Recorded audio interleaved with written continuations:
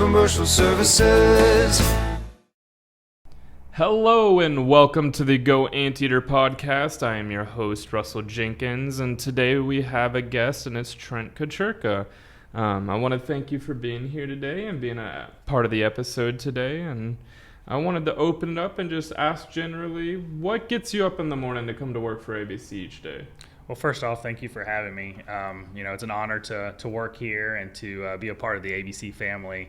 And that's really what gets me up every day is the ABC family, whether it's our technicians, our staff, and our customers. They're all part of the ABC family, and doing everything I can do to take care of them any way I can and to help our business grow and to help them grow professionally and personally. That's what I live for every day. I hear you. I can relate to that for sure. That's what gets me up each day too.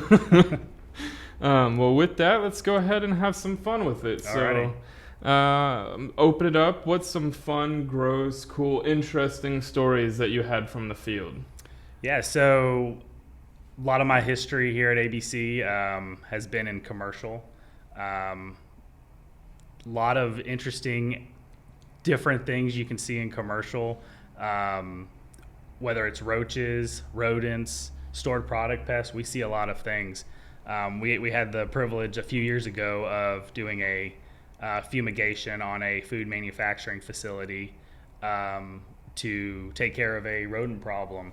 That was the only time we've ever done a full large building fumigation like that, and it was for rodents, like I said, and it helped take care of their problem. And to get that experience to do that, we had quite a few people out there. We had, I believe, over 20, maybe almost 30 people out there preparing. We had to seal off all of the doors, all of the vents, make sure none of the fumigation would leak, and then put the gas inside and take care of the problem. So that was one of the coolest things I've ever done here. I wish we could do more, but fumigations don't come around very often, especially on the commodity side. Mm-hmm. You get closer to the coast, like in the Gulf Coast area in Florida, they do a lot of structural fumigations, where they'll fumigate for termites. I know some businesses do fumigations for bed bugs as well. But as far as commodity goes with the food manufacturing and production, it's hard to come back because they have to shut down the facility for multiple days. Especially if it's rodents, it's really a 1-day job. If it's a stored product pest, like an Indian meal moth or a beetle, you're looking at multiple day shutdown, which is hard for them to do. But if the problem's bad enough, they'll do it. Mm-hmm. But as far as roaches go, I've serviced apartments before where roaches were crawling on the ceilings in the living room. It was so bad. They didn't have anywhere to hide in the kitchen anymore. So you would walk into one of those places and you could definitely smell them right away, unfortunately. Oh, yeah. Dirty dishes in the sink, a lot of conducive conditions, which is with any major pest issue, that's usually the number one factor is the conducive conditions. And I know customers sometimes, especially on the commercial side, get tired of us talking about the conducive conditions.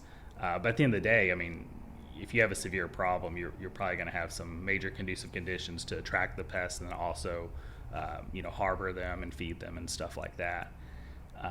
But with the apartment scenarios, and I've been in multiple different types of apartments, right, where that would have the roach issue, and one apartment would be filthy, dirty, roaches everywhere, and then the next apartment would be very clean. The person kept it up.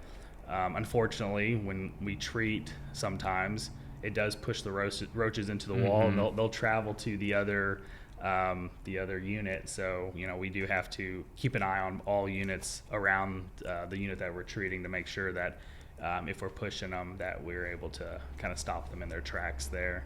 Same thing with bed bugs. And in apartments and hotels, bed bugs can be pushed kind of further into the walls and then potentially into the other unit. So you just have to be careful with that. Oh, absolutely. I mean, heck, whenever we used to do heat treatments for bed bug, and I was doing some at one of just one of an apartment complex, and we took care of one unit, and then I think it was like 2 or 3 days later we got a call from the unit next to them and the unit above them saying they needed a heat treatment. So yeah, absolutely.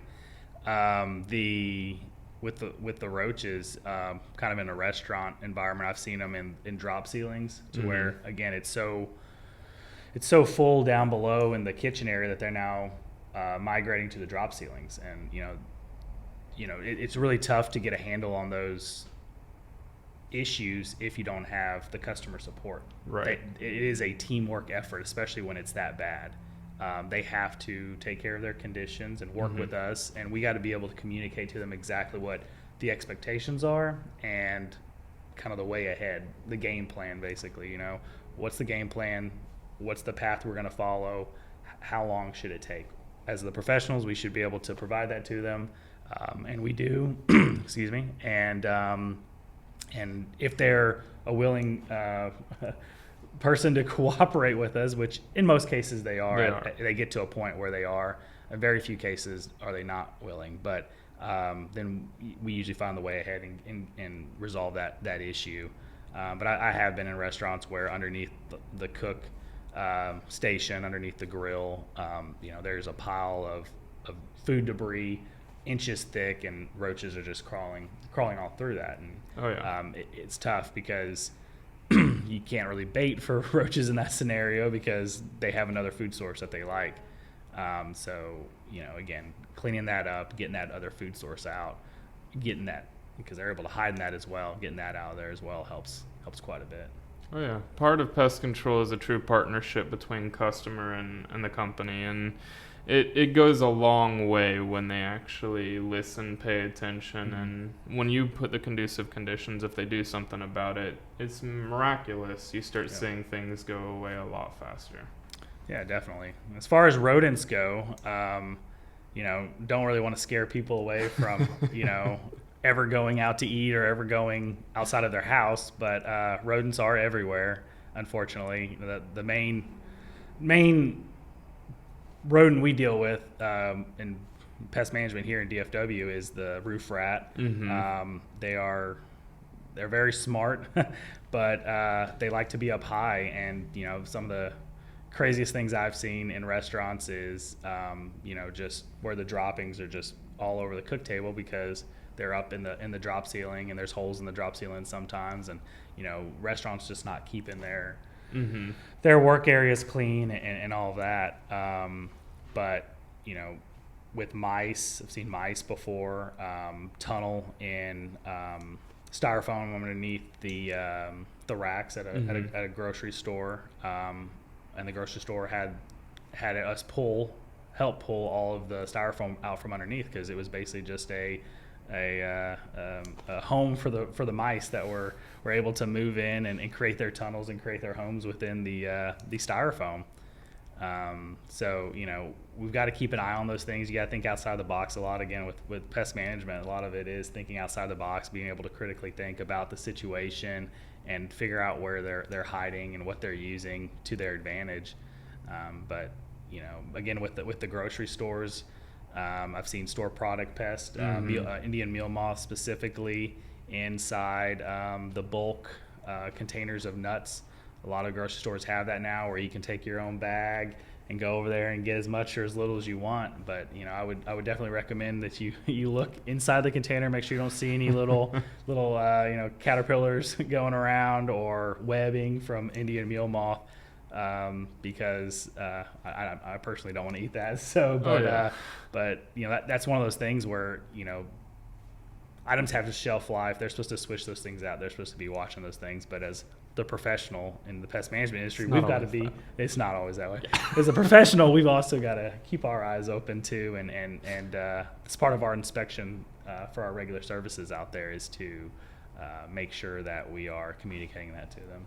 Absolutely. Well, and everyone tuning in, you get a little tidbit when you go to the store. If you're looking in those, make sure you pay attention. And also, if you know anyone that's in the pest industry and they say, hey, we should just keep on moving, just trust them. They probably have a reason for that. for me, there was one time that Mary Margaret and I were actually going to lunch, and we sat down. They sat us right by the kitchen, and I opened the menu and I closed the menu, and she looked at me and I was like, we're not eating here today. And she was like, well, why? I'm really hungry. This sounded really good today. I was like, we're not eating here today. And she just kept going. She kept asking, why? Just tell me why. And I was like, I'm not going to tell you here. Just trust me. We're not eating here today. We finally get outside. We walk. She's like, okay, what was wrong? I was like, I could instantly smell roaches the second we sat down. And I was like, and if you can smell them and you're that close, I promise you it's a bad infestation. I was Absolutely. like, we're not staying here. I was like, just trust me. I've been in the pest industry enough to be able to know that the smell and the caution and the signs, just so that way if you're tuning in, if someone in the industry goes, we're not staying here, just say yes and keep going. Yeah, there's plenty of places I still eat at, but there are a few that I don't eat at anymore. Some of For it might be sure. a pest thing. Some of it might be I've been in there too many times in the kitchen. It's not a pest thing. It might be a cleanliness thing, but yeah, there's different places like that. For sure. Well, I want to thank you for being in the podcast today. Would love to have you come back and share some more stories and do another episode at some point. I want to thank everyone for listening, tuning in, watching. Please like, comment, and subscribe. And share, please, so that way other people could come across our podcast. Thank you again, Trent, for being here today. Really appreciate it, man. Well, thank you for having me. Absolutely. All right. Well, thanks, everyone. Have a wonderful rest of the day. ABC Home and Commercial Services.